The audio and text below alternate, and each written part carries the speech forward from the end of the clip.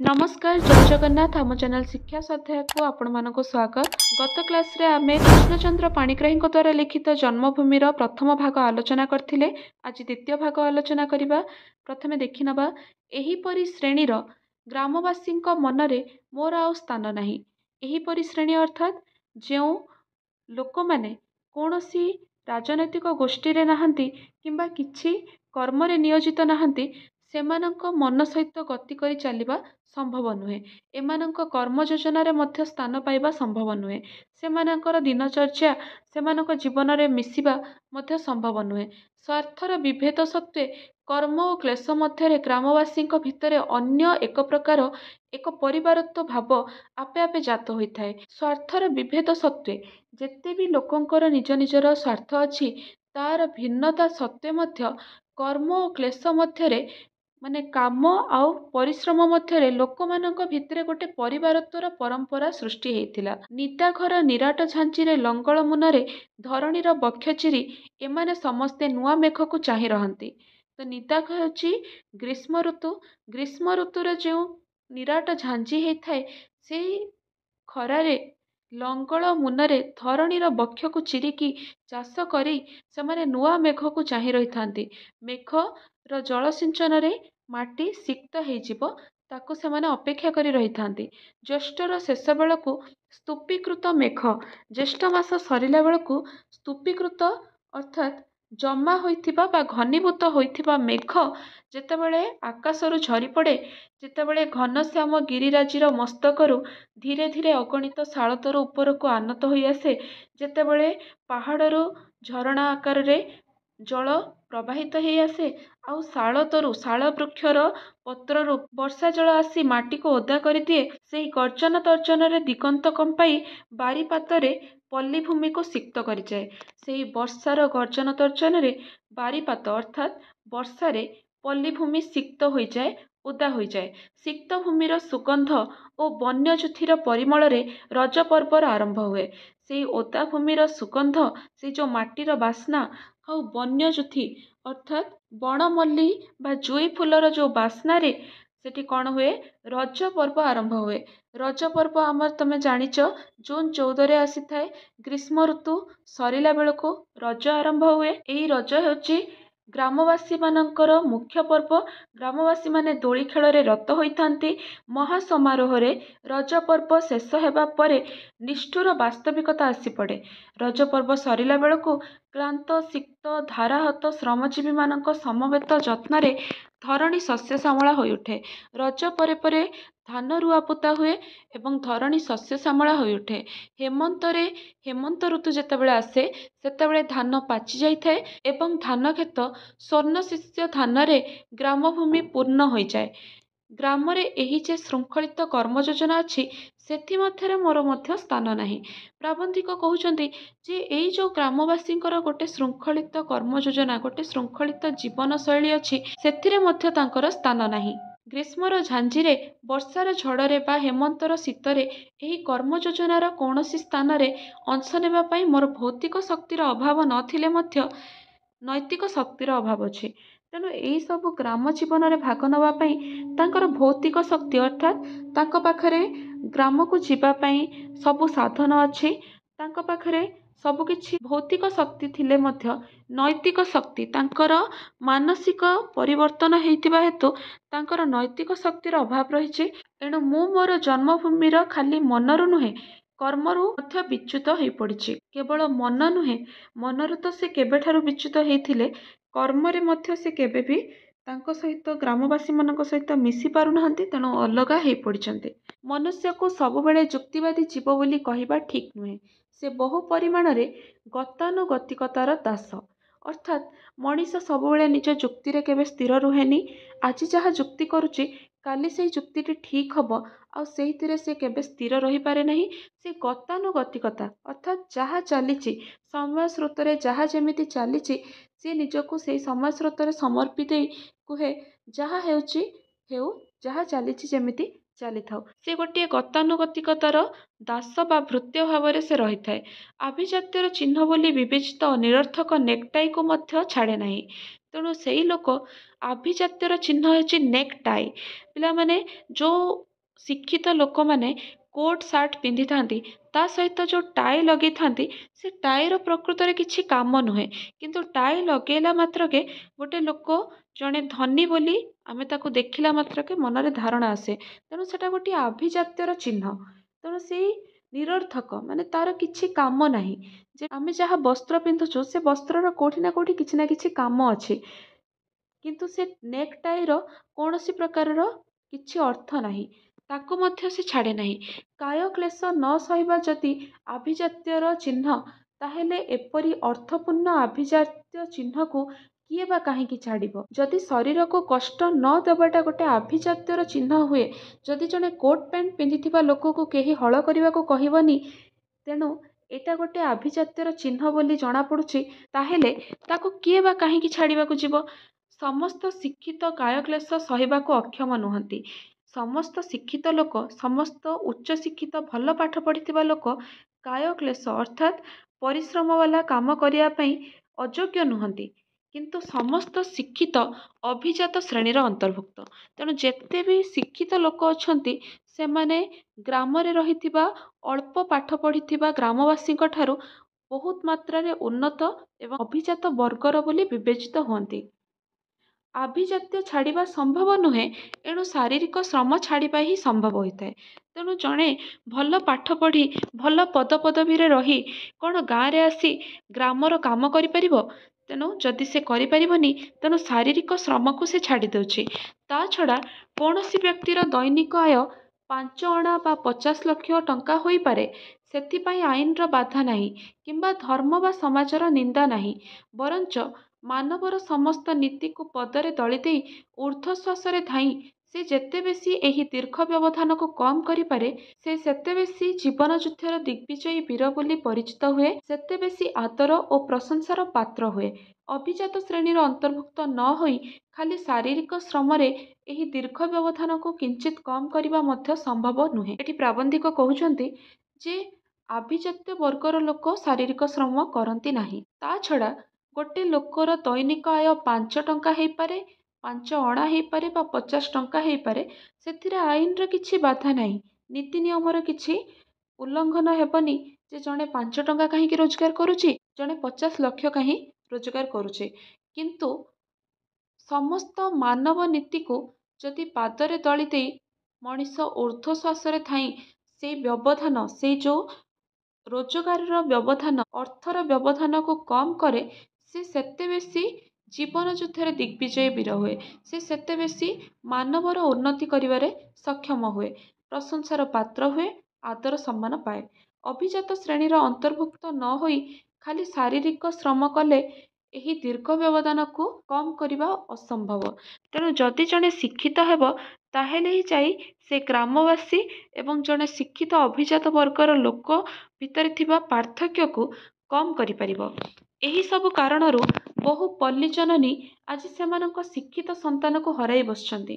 ଏଠି ବହୁ ପଲ୍ଲୀ ଜନନୀ ତାର ଶିକ୍ଷିତ ସନ୍ତାନ ଅର୍ଥାତ୍ ଗୁଣୀ ଜ୍ଞାନୀ ସନ୍ତାନମାନଙ୍କୁ ହରାଇ ବସିଛି। ଅର୍ଥ ବଳରେ ହେଉ, ଭାଗ୍ୟ ବଳରେ ହେଉ ବା ଅଧ୍ୟବସାୟ ବଳରେ ହେଉ, ଯେଉଁମାନେ ଶିକ୍ଷିତ ରୂପେ ଉଦୟୀମାନ ହୁଅନ୍ତି, ସେମାନଙ୍କ ସମ୍ବନ୍ଧରେ ପଲ୍ଲୀ ଗ୍ରାମରେ ବହୁ କଳ୍ପନା ଜଳ୍ପନା ଚାଲେ।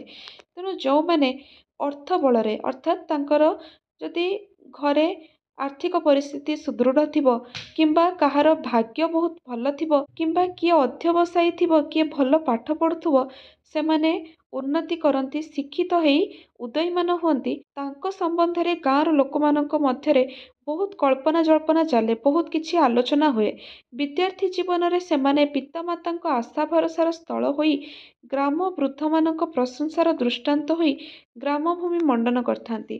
ତେଣୁ ଯେତେବେଳେ ସେମାନେ ବିଦ୍ୟାର୍ଥୀ ଥାଆନ୍ତି, ସେତେବେଳେ ସେମାନେ ଗ୍ରାମଭୂମି ମଣ୍ଡନ କରିଥାନ୍ତି, ଗାଁର ବୃଦ୍ଧ ବୃଦ୍ଧାମାନଙ୍କର ପ୍ରଶଂସାର ପାତ୍ର ହୁଅନ୍ତି, ଗ୍ରାମଭୂମିରେ ତାଙ୍କର ଆଦର ସମ୍ମାନ ଥାଏ। କିନ୍ତୁ ସମୟ ଆସେ ଯେ ଗ୍ରାମବାସୀମାନେ ତାଙ୍କୁ ଦେଖିବାକୁ ମଧ୍ୟ ସୁବିଧା ପାଆନ୍ତି ନାହିଁ।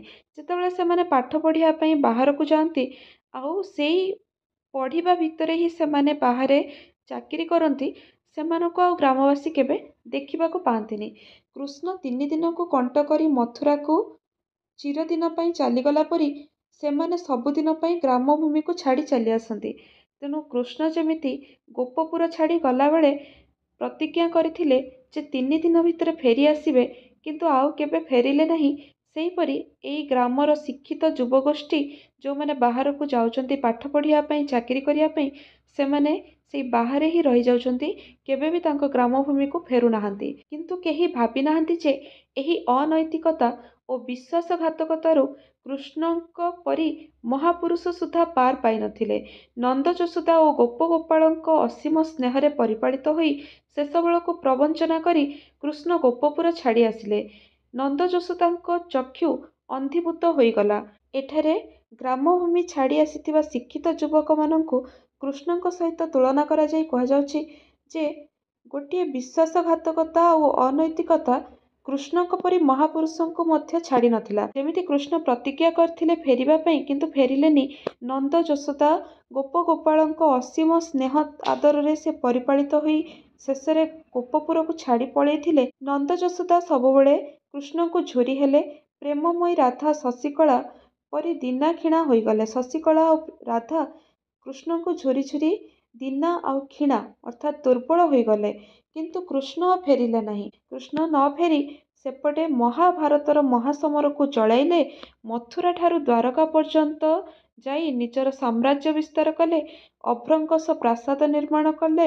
ଆଉ ଅଷ୍ଟପାଟବାଂଶୀ ଅର୍ଥାତ୍ 8ଟି ପାଟରାଣୀ 16,000 ରାଣୀମାନଙ୍କ ସହିତ ଅଗଣିତ ପୁତ୍ରକନ୍ୟାର ଅଧିକାରୀ ହୋଇ ଦ୍ୱାରକାରେ ବସିଗଲେ। କିନ୍ତୁ ପରିଣାମ କ'ଣ ଭଲ ହେଲା? କୃଷ୍ଣଙ୍କର ଅଭ୍ରଙ୍କଶ ପ୍ରାସାଦ ଅତଳ ଜଳଧି ତଳରେ ନିମଗ୍ନ ହେଲା। ଗାନ୍ଧାରୀ ଯେତେବେଳେ ଅଭିଶାପ ଦେଲେ, ତାପରେ କୃଷ୍ଣଙ୍କର ସେହି ଦ୍ୱାରକା ନଗରୀ ସମୁଦ୍ରରେ ବୁଡ଼ିଗଲା। ଆଉ ତାଙ୍କ ନବସଂସାରର ମଦ୍ୟପ ବଂଶଗୋଷ୍ଠୀ ସାଙ୍ଗସାଥୀ ମଧ୍ୟ ପ୍ରଭାସ ତୀର୍ଥର ଏରକା ବନରେ ପରସ୍ପରକୁ ହାଣି ଧ୍ୱଂସ ହୋଇଗଲେ। ଏହା ପଛରେ ଗୋଟିଏ କାହାଣୀ ଅଛି। ଥରେ ଜଣେ ଋଷି ଶ୍ରୀକୃଷ୍ଣଙ୍କୁ ଦେଖା କରିବା ପାଇଁ ଦ୍ୱାରକାରେ ଯାଇ ପହଞ୍ଚିଲେ। ସେହି ସମୟରେ କୃଷ୍ଣଙ୍କ ନାତିମାନେ ସେଠାରେ ଖେଳୁଥିଲେ।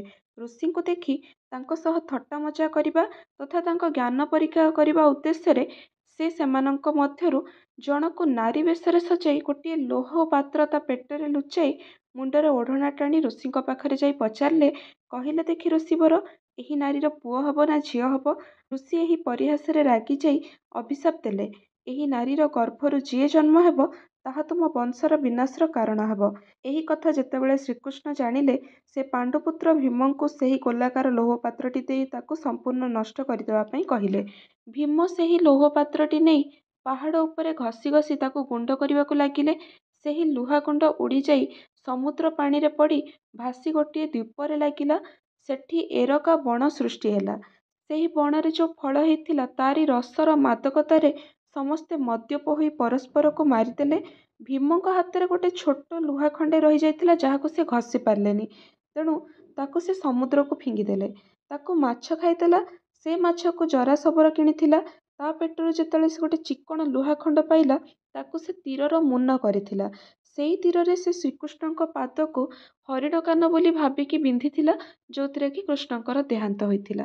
ରାଜ୍ୟହୀନ, ଗୃହହୀନ, ଧନହୀନ, ପୁତ୍ରକନ୍ୟାହୀନ ହୋଇ ଶେଷ ବେଳକୁ ମହାଭାରତର କର୍ଣ୍ଣଧାର ନିବିଡ଼ ଅରଣ୍ୟରେ ଲତିକା ଦୋଳିରେ ଅବଶ ଅଙ୍ଗକୁ ଢାଳିଦେଲେ। କିନ୍ତୁ ଶେଷରେ ସୁଦ୍ଧା ଶାନ୍ତିରେ ରହିପାରିଲେ ନାହିଁ। ଅଳ୍ପ କ୍ଷଣ ପରେ ତାଙ୍କର ଦୋଳାୟମାନ ପଦପଲ୍ଲବରେ ଅଭିଶାପ ପରି ନିଷ୍ଠୁର ଲୌହସରଟିଏ ଆସି ପଡ଼ିଲା। ଏହା ମଧ୍ୟ ତାଙ୍କର କୃତକର୍ମର ପରିଣାମ। ଯେଉଁ ପାଦ ଗୋପପୁରରେ ଗୋଚାରଣ ଦ୍ୱାରା ଚର୍ମପାଦୁକା ପରି କଠିନ ହୋଇଥିଲା, ତାହା ଦ୍ୱାରକାର ରାଜଭୋଗରେ ନବପଲ୍ଲବ ପରି ରକ୍ତାଭ ହୋଇପଡ଼ିଲା। ଏଣୁ ନିର୍ବୋଧ ବ୍ୟାଧ ମନରେ ଯେ ତାହା ହରିଣ କର୍ଣ୍ଣର ଭ୍ରମ ଆଣିଦେବ, ଏଥିରେ ବିଚିତ୍ରତା ବା କ'ଣ ଥିଲା? ତେଣୁ ସବୁ କିଛି ନଷ୍ଟ ହୋଇଗଲା। ଯେମିତି ସେତେବେଳେ ରାଜ୍ୟ, ଗୃହ, ଧନ, ଜନ, ପୁତ୍ର, କନ୍ୟା ସବୁ ଯେତେବେଳେ ନଷ୍ଟ ହୋଇଗଲେ, ମହାଭାରତର କର୍ଣ୍ଣଧାର ମହାଭାରତକୁ ଚଳାଇଥିବା ସେଇ ଶ୍ରୀକୃଷ୍ଣ ଯେତେବେଳେ ଯାଇ ଲତିକା ଦୋଳାରେ, ଲତାର ସେଇ ଦୋଳିରେ ଯେତେବେଳେ ସେ ବିଶ୍ରାମ ନେଉଥିଲେ, ସେଠି ଗୋଟିଏ ଲୌହସର ତାଙ୍କ ପାଦରେ ବାଜିଥିଲା। ଏହା ହେଉଛି ତାଙ୍କ କୃତକର୍ମର ପରିଣାମ। କେଉଁ କୃତକର୍ମ କଥା କୁହାଯାଉଛି? ଯେଉଁ ଗୋପପୁରର ସ୍ନେହକୁ ଛାଡ଼ି ସେ ଏଠାରେ ଦ୍ୱାରକାରେ ରାଜ୍ୟ ବିସ୍ତାର କରିଥିଲେ ଏବଂ ଗୋପପୁରର ସମସ୍ତ ଗୋପ, ଗୋପିକା, ଯଶୋଦା, ନନ୍ଦ, ରାଧା ସମସ୍ତଙ୍କୁ ଛାଡ଼ି ଆସିଲେ, ତାଙ୍କର ଏହି କୃତକର୍ମର ପରିଣାମ ତାଙ୍କୁ ଭୋଗିବାକୁ ପଡ଼ିଥିଲା। ଯେଉଁ ପାଦ ଗୋପପୁରରେ ଗାଈ ଚରେଇ ପୁରା ଚର୍ମ ପାଦୁକା ଅର୍ଥାତ୍ ଜୋତା ପରି କଠିନ ହୋଇଯାଇଥିଲା, ସେଇ ପାଦ ରାଜଭୋଗରେ ପୁରା ନବପଲ୍ଲବ ନୂଆ ପତ୍ର ପରି କୋମଳ ଆଉ ରକ୍ତାଭ ହୋଇପଡ଼ିଲା। ସେହି ପାଦ ଯେ ହରିଣ କାନର ଭ୍ରମ ସୃଷ୍ଟି କରିବ, ଏଥିରେ କିଛି ଆଶ୍ଚର୍ଯ୍ୟ କଥା ନଥିଲା। ଏହି ପୁରାତନୀ ଗାଥାରେ ସତ୍ୟ ରହିଛି। ତେଣୁ ଏହି ଯେଉଁ ପୁରାତନୀ କଥା ଅଛି, କୃଷ୍ଣଙ୍କ ପ୍ରସଙ୍ଗ ଏଠି ଆସିଲା, ଏହାର ସତ୍ୟତା ଅଛି। ତେଣୁ ବହୁ ଶତାବ୍ଦୀର ବିସ୍ମୃତି ଭେଦ କରି ତାହା ଆଜି ଆମ୍ଭମାନଙ୍କ ପାଖରେ ପହଞ୍ଚି ପାରିଛି। ଏତେ ଶତାବ୍ଦୀ ଆଗରୁ ଘଟିଯାଇଥିବା ଘଟଣା ଆଜି ଆମ ପାଖରେ ପହଞ୍ଚିଛି। କୃଷ୍ଣଙ୍କ ନବରାଜ୍ୟର ଅଭ୍ରଙ୍କଶ ପ୍ରାସାଦ ଆଉ ନାହିଁ, ଆକାଶକୁ ଛୁଉଁଥିବା ପ୍ରାସାଦ ଆଉ ନାହିଁ, କିନ୍ତୁ ତାଙ୍କର ମାତୃଭୂମିର ଗୋପ, ବୃନ୍ଦାବନ, ଯମୁନା, ଗୋପ, ଗୋପାଳ ଇତ୍ୟାଦି ସବୁ ପୂର୍ବପରି ରହିଛି। ଆମେ ଆଜି ଦ୍ୱାରକା ନଗରୀ ପାଉନୁ, କିନ୍ତୁ ଗୋପପୁର, ବୃନ୍ଦାବନ, ଯମୁନା, ଗୋପ, ଗୋପାଳୁଣୀ ମଧ୍ୟ ଅଛନ୍ତି। ପୂର୍ବପରି ଆଜି ମଧ୍ୟ ଯମୁନା ବହି ଚାଲିଛି, ସେଇ ଯମୁନା ନଦୀ ମଧ୍ୟ ଅଛି। ବୃନ୍ଦାବନର ପୁଷ୍ପିତ କଦମ୍ବରେ ଆଜି ମଧ୍ୟ ମୟୂରର ଉଦ୍ଧତ ନୃତ୍ୟ ଦେଖାଯାଏ। ଆଜି ମଧ୍ୟ ଦୂରବଂଶୀ ସ୍ୱନରେ ଅନୁଢ଼ା ଗୋପକନ୍ୟାର ମନ ଅହେତୁକ ଓ ଅନାହୁତ ବ୍ୟଥାରେ ଭାରାକ୍ରାନ୍ତ ହୋଇଉଠେ। ତେଣୁ ଆଜି ମଧ୍ୟ ସେଇ କଦମ୍ବ ବନରେ ମୟୂର ନାଚୁଛି। ଆଜି ମଧ୍ୟ ଦୂରରୁ ସେଇ ବଂଶୀ ସ୍ୱନ ଶୁଣି ଅବିବାହିତ ଝିଅ ମନରେ ଗୋଟେ ଅନାହୁତ, ଗୋଟେ ଅକାରଣ ବ୍ୟଥାରେ ତା ମନଟି ଭାରାକ୍ରାନ୍ତ ହେଇଯାଉଛି। କୃଷ୍ଣଙ୍କର ଏହି ଅମର ଗାଥାରୁ ବହୁ କଥା ଶିଖିବାର ଅଛି।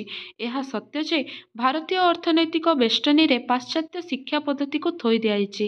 ତେଣୁ ଭାରତୀୟ ଅର୍ଥନୈତିକ ବେଷ୍ଟନୀ ଅର୍ଥାତ୍ ଆମର ଯେଉଁ ଭାରତୀୟ ଅର୍ଥନୀତି ଅଛି, ସେଥିରେ ପାଶ୍ଚାତ୍ୟ ଶିକ୍ଷାକୁ ଥୋଇ ଦିଆହେଇଛି। ଆମର ପ୍ରକୃତରେ ଶିକ୍ଷା ପଦ୍ଧତିରେ ବେଦ ଉପନିଷଦ ଥିଲା। ଆମେ ପାଶ୍ଚାତ୍ୟ ଶିକ୍ଷା ପଦ୍ଧତିକୁ ଆପଣେଇ ନେଇଛୁ। ଏଣୁ ପାଶ୍ଚାତ୍ୟ ଶିକ୍ଷାର ଶିକ୍ଷିତମାନେ ଯେ ପାଶ୍ଚାତ୍ୟ ଜୀବନ ଧାରଣର ମାନ ଅନୁସରଣ କରିବେ, ଏହା ନିଶ୍ଚିତ କଥା। ତେଣୁ ଯେଉଁମାନେ ପାଶ୍ଚାତ୍ୟ ଶିକ୍ଷା ଗ୍ରହଣ କରିବେ, ସେମାନେ ସେଇ ବିଦେଶରେ ରହିବା ପାଇଁ ଆଉ ବିଦେଶର ଚାଲିଚଳନ, ଆଚାର ବ୍ୟବହାର ଓ ସବୁକିଛି ତାର ଗ୍ରହଣ କରିବା ପାଇଁ ଇଚ୍ଛା ପ୍ରକାଶ କରିବେ। ତଥାପି ବହୁ ସହସ୍ର ଶିକ୍ଷିତ ମଧ୍ୟରୁ ଯେଉଁମାନେ ସେମାନଙ୍କ ମହାନୁଭବତାର ପରିଧିକୁ ପଲ୍ଲୀଗ୍ରାମରୁ ପ୍ରଥମେ ଆରମ୍ଭ କରି ବିଶ୍ୱ ପର୍ଯ୍ୟନ୍ତ ବ୍ୟାପ୍ତ କରିପାରିଛନ୍ତି, ସେଇମାନେ ହିଁ ଆମ୍ଭମାନଙ୍କର ନମସ୍ୟ। କିନ୍ତୁ ଏହି ସ୍ୱାଭାବିକ ପନ୍ଥା ଛାଡ଼ି ଯେଉଁମାନେ ଗ୍ରୀସୀୟ ଦେବତା ଏଟଲାସ୍ ପରି ସମସ୍ତ ବିଶ୍ୱର ଭାର ବହନ କରିଛନ୍ତି ବୋଲି କୁବ୍ଜ ହୋଇ ଚାଲନ୍ତି, ସେମାନେ ଖାଲି ପ୍ରବଞ୍ଚନା କରିଥାନ୍ତି। ଅର୍ଥାତ୍ ଯେଉଁମାନେ ନିଜର ଜ୍ଞାନକୁ, ନିଜର ମହାନୁଭବତାକୁ, ନିଜର ନାମ ଓ ଖ୍ୟାତିକୁ ପଲ୍ଲୀଗ୍ରାମରୁ ଆରମ୍ଭ କରିଥାନ୍ତି ଓ ବିଶ୍ୱ ପର୍ଯ୍ୟନ୍ତ ବ୍ୟାପୃତ କରନ୍ତି, ଯେଉଁମାନେ ନିଜର ଗ୍ରାମର ନାମ ନେବାକୁ କୁଣ୍ଠାବୋଧ କରନ୍ତିନି, ସେଇମାନେ ହିଁ ଆମର ନମସ୍ୟ। ସେଇ ସ୍ୱାଭାବିକ ପନ୍ଥାକୁ ଛାଡ଼ିକି ଯେଉଁମାନେ ଗ୍ରୀସର ଦେବତା ଆଟଲାସ୍ ଯେମିତି ନିଜ କାନ୍ଧରେ ପୃଥିବୀକୁ ଧରି ରଖିଛନ୍ତି, ସେମିତି ସବୁ ବିଶ୍ୱର ଭାରକୁ ବହନ କରିବା କଥା କୁହନ୍ତି, ସବୁକିଛି ଜ୍ଞାନ ଓ ସମାଜରେ ନାମ ପ୍ରତିଷ୍ଠା ଯୋଗୁଁ ଗ୍ରାମଭୂମିକୁ ଫେରି ନ ପାରିବାର କଥା କୁହନ୍ତି, ସେମାନେ ଖାଲି ପ୍ରବଞ୍ଚନା କରନ୍ତି, ଛଳନା କରନ୍ତି। ଯେ ଭଲ ଗ୍ରାମବାସୀ ନୁହେଁ, ସେ ଭଲ ଓଡ଼ିଶାବାସୀ ନୁହେଁ। ଯେ ଭଲ ଓଡ଼ିଶାବାସୀ ନୁହେଁ, ସେ ଭଲ ଭାରତବାସୀ ନୁହେଁ। ଓ ଯେ ଭଲ ଭାରତବାସୀ ନୁହେଁ, ସେ ଭଲ ବିଶ୍ୱବାସୀ ହୋଇ ନପାରେ। ତେଣୁ ଜଣେ ଭଲ ବିଶ୍ୱବାସୀ ହେବା ପାଇଁ ଆମେ ଆମର ପଲ୍ଲୀଭୂମିକୁ, ଆମର ମାତୃଭୂମି, ଆମ ଗ୍ରାମକୁ ସମ୍ମାନ ଜଣାଇବା ଦରକାର। ଯେଉଁମାନେ ପାଶ୍ଚାତ୍ୟ ଶିକ୍ଷାର ସମସ୍ତ ନିଗଡ଼ ଛିନ୍ନ କରି ସେମାନଙ୍କ ମହାନୁଭବତାର ପରିଧିକୁ ପ୍ରଥମେ ପଲ୍ଲୀରୁ ଆରମ୍ଭ କରି ସମଗ୍ର ଓଡ଼ିଶା ଓ ଭାରତବର୍ଷକୁ ବ୍ୟାପ୍ତ କରିପାରନ୍ତି, ସେମାନେ ଆମ୍ଭମାନଙ୍କର ନମସ୍ୟ ହୁଅନ୍ତି। ତେଣୁ ସବୁକିଛି ବନ୍ଧନ, ଏହି ପାଶ୍ଚାତ୍ୟ ଶିକ୍ଷାର ଯେଉଁ ବନ୍ଧନ ଅଛି, ତାକୁ ଛିଣ୍ଡେଇକି ଯେଉଁମାନେ ତାଙ୍କ ମହାନୁଭବତା, ତାଙ୍କ ଜ୍ଞାନ, ଶିକ୍ଷା ଦୀକ୍ଷାର ପରିଧିକୁ ତାଙ୍କ ଗାଁରୁ ଆରମ୍ଭ କରନ୍ତି ଆଉ ବିଶ୍ୱ ପର୍ଯ୍ୟନ୍ତ ବ୍ୟାପ୍ତ କରନ୍ତି, ସେଇମାନେ ହିଁ ହେଉଛନ୍ତି ଆମ୍ଭମାନଙ୍କର ନମସ୍ୟ, ଆମ୍ଭମାନଙ୍କର ପୂଜନୀୟ। ତେଣୁ ପିଲାମାନେ, ବର୍ତ୍ତମାନ ଜନ୍ମଭୂମି ପ୍ରବନ୍ଧଟି ସରିଯାଇଛି। ଆଶା କରେ ତମେ ଆଲୋଚନାଟି ଭଲ ଭାବରେ ବୁଝିପାରିଥିବ। ଯଦି ଭିଡ଼ିଓ ଭଲ ଲାଗିଥାଏ, ତାହେଲେ ଭିଡ଼ିଓକୁ ଲାଇକ୍ କର, ଚ୍ୟାନେଲ୍ ସବସ୍କ୍ରାଇବ୍ କର ଓ ସାଙ୍ଗମାନଙ୍କ ସହିତ ନିଶ୍ଚିତ ଭାବେ ସେୟାର କର। ଧନ୍ୟବାଦ। ଜୟ ଜଗନ୍ନାଥ।